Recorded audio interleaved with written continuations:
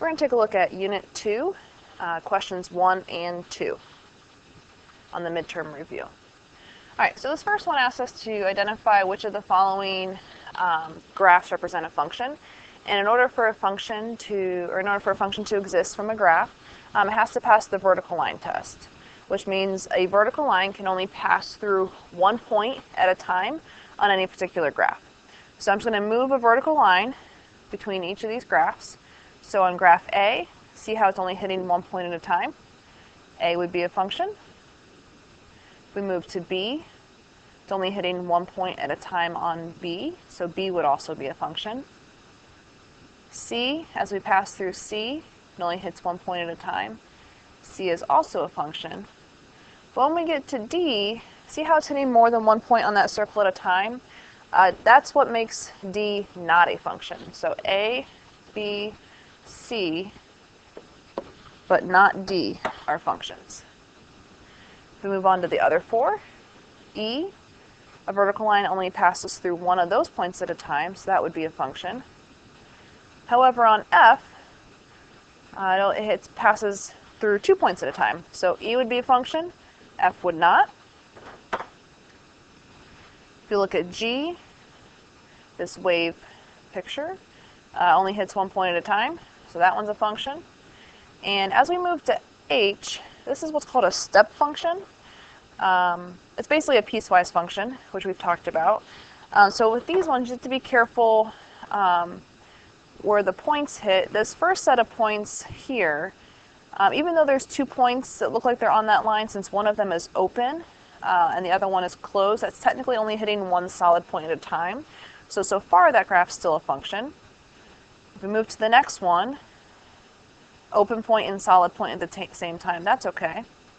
However, this last step, these last two pieces, since both of them are solid points, right there, that part causes H to not be a function.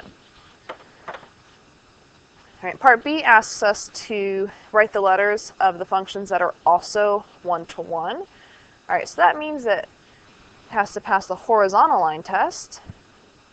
So if I flip my line here and go back, I'm only going to check the ones that were functions to begin with.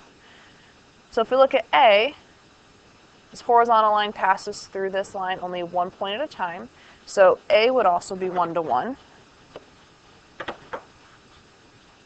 For B, as I move this horizontal line through, it hits 2 points at a time. So B would not be one-to-one. C, this horizontal line is only going to hit 1 point at a time. So C is also one-to-one.